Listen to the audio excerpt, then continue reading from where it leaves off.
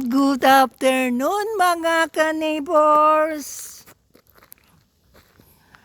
Katatapos lang namin mag-walking ni Kobe, nandun na siya sa bahay niya. It's a fruitful afternoon. Mga alas 7 na ata ngayon. Soon di na ako makaka-walking kasi winter na. Ayan o, madumi na yung pan. Kasi nga, nahulog na yung mga dahon. So, hi Kobe, are you tired now? Go get some rest. Ayan o. Dumidilaw na yung mga dahon. Yang victory na yan.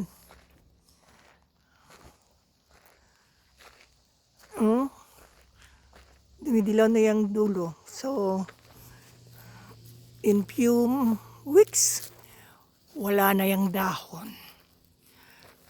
Cookie, what are you doing, Cookie? Naghahanap ng ano. Nagbuting-ting siya. Ganito lang po katahimik yung hapon dito sa aking dulo.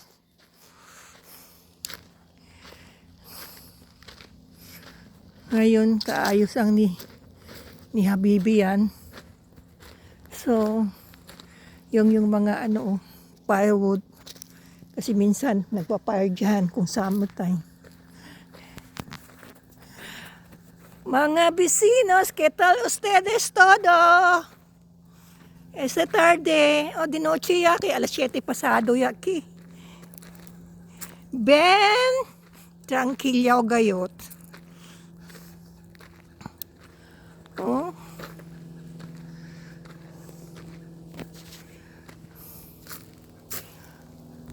Ben, tahimik. May mga ano lumilipad. Ayan, Cookie is following me. Kanina ayaw niya mag-walking. Tapos sumunod naman. Talaga. Ganun din pala yung aso. Nagdadalawang isip. Ganito po yung hapon. This is afternoon or early evening. It's peaceful here. So let's go to this site. Another firewood. The pine tree is there. A lot of pine tree. Before, when I used to have parties, men's table here, husband table here. So, but I get over with parties now. I don't have the energy now to prepare tons of food for a lot of visitors. So like just going to do small parties at a time. Few friends. Nandito po tayo sa kabila. Yun yung field ng kabilang dayo, ng kabilang ng farmers, ng kabilang neighbors. Hindi naman sila neighbors, hindi naman sila dito. Meron lang sila. Kasi ang farm na yan, they're the original owner of our property. So, it parts of their farm before, but now we own it. It's nice feeling energetic. Walking helped me a lot. I walk in the morning for not maybe less than 1 hour. Pero this afternoon, I walk. I corrected. More than an hour. See? Ito po yan sa farmers na yan. But this one is part of our property. Including those woods there. From that end, going to the other end. Yan na yung highway. Naglalakad kami dyan ni Kobe kanina. Hindi na sumunod si Cookie. Naghahabol na ng squirrel or rabbit. Ito po yung yard. I don't know if it's yard. Pero, kung naka-imagine yan, nilalawn mower yan every other week. Pero mag-winter na. Pero bago mag-winter, ilalawn mower yan ulit. Para pag summer, pag nag-spring, hindi gano'ng mahirap. Yan, as I said before, slum yan. Protected for inhabitant. Hindi namin yan pwedeng tanggalin. Although we own it, it's for the wild animals. They have place to stay, get food, water, kasi may tubig din dyan eh.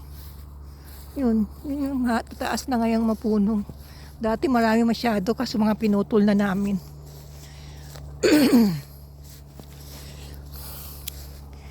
Dito, walking. Kanina inaantok talaga ako around 2 p.m. Pero 2 p.m., 3 p.m. naghintay na ako maglaylo yung sun.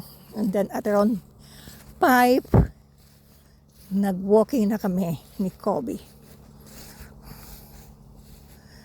So, nandito ako. Malamig, wala gaanong lamok. Mosquitoes. Dahil ang daming mosquito dito kung during summer. Ang lalaki! See? Yan yung boundary hanggang doon. Yun yung end. Yan sa puno na yan. So yun. Yung kakahuyan niya yan, yung slum niya yan. Kasama pa yan sa property namin. Hanggang doon. Too much to take care of. Kung sa Pilipinas na to, baka pinagperahan na to eh. Pwede na to maging laagan ba? Maglaag-laag. Picture-picture.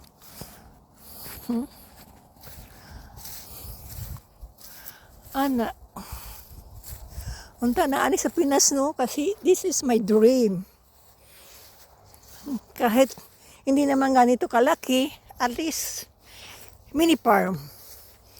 You can raise a little portion of chicken, ducks, or whatever na hindi masyado kailangan ng too much care. You know, lalo na yung chicken, ilagay mo lang dyan. Nabubuhay na sila. So, yun yung end. Hanggang doon. Pero yan dyan. Hindi na yan. Yun yung highway na 75th Street.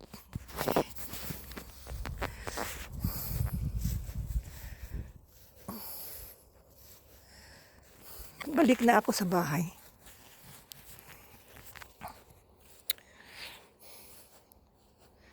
Maganda dito. Summertime. Spring pa lang maganda na eh. Summer, pati ngayon, fall naman. So,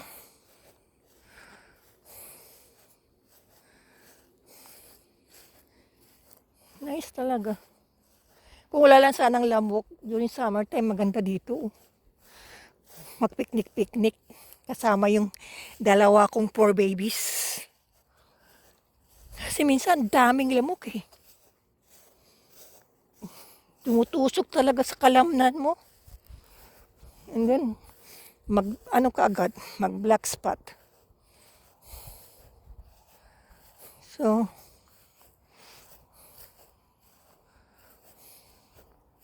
yun. Kanina, low battery ako. Pero yung nag-walking na ako, pinilit ko talaga mag-walking. Ayun, naging energetic ulit.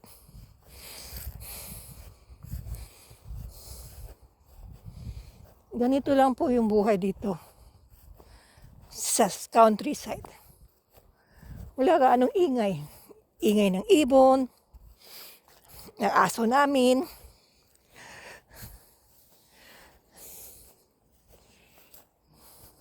Ang hirap lang dito. Maganda rin naman during winter dito kasi puti lahat makikita mo. Yan puti lahat yan. Yun nga lang, it's very hard to navigate kasi yung snow, kailangan mong kiskisin yung sasakyan. Minsan hindi stranded ka. Kasi nga, nasa labas ka, hindi ka makapasok na dito kasi malalim yung snow. Pero, so far so good naman. Nagagawa naman ng paraan.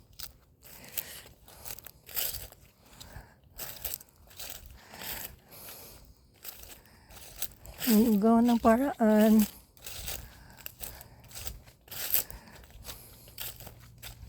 Ito na lang kasi magawa eh. Hindi kasi muna ako nag-quit na ako sa work ko, pero hindi muna ako maghahanap. Before I went to the Philippines, I quit my job. I'm going to work part-time maybe next year. Yung less stress na work.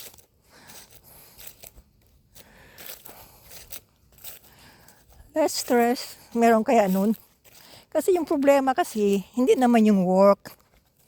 Ano naman yung Pinay o Pinoy. We are all hard workers. Tiisin ba? Matiisin, mapakumbaba,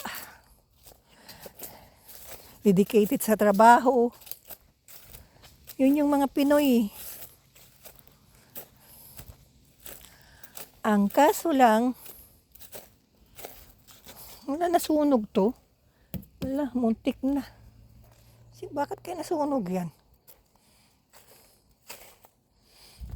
Kaso lang ang stress yung mga co-worker. You know? Kasi hindi mo talaga maiwasan yung sinasabi nilang racist. Meron talaga yun.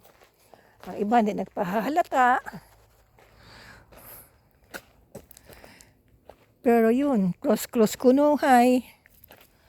Pero saksakon man pud ka sa likod. Mga pagpabor nimo.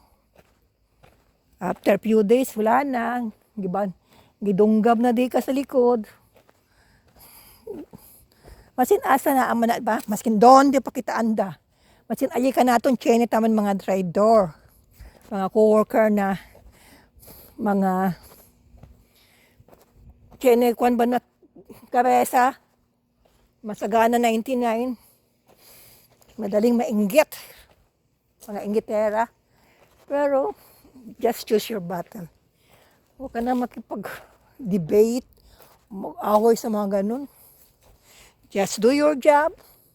You clock in, do your job, clock out, go home. And get paid every 15 days. Ganun lang yun. Kung yung pasensya hanggang parang masusuka ka na sa yun yung parts yan, kakahuyan. Huwag na tayo pupunta dyan sa dulo. Kasi baka dyan maraming lamok. Kakagagaling ko lang sa flu. So, yan. Tingnan nyo yun.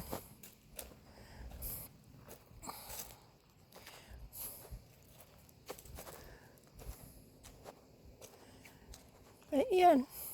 Ito pa. Doon pa. Yun pong kakahuyan doon sa loob. Dati kasi nag-golf cart ako dyan sa loob. Ngayon, habang tumatagal ako dito, lalong dumadami yung lamok. Ayaw ko, masaka may tick pa.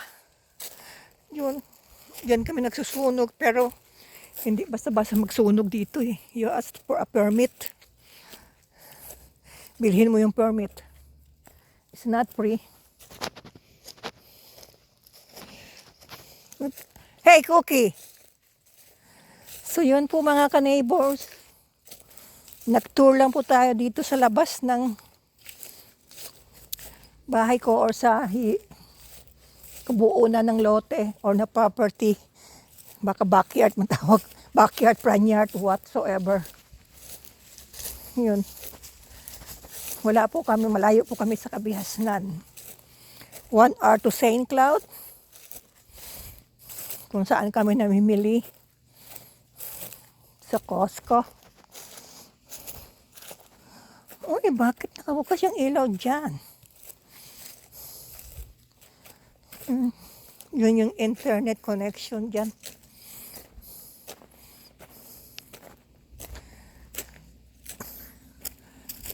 So, mga ka-neighbors, thank you for watching.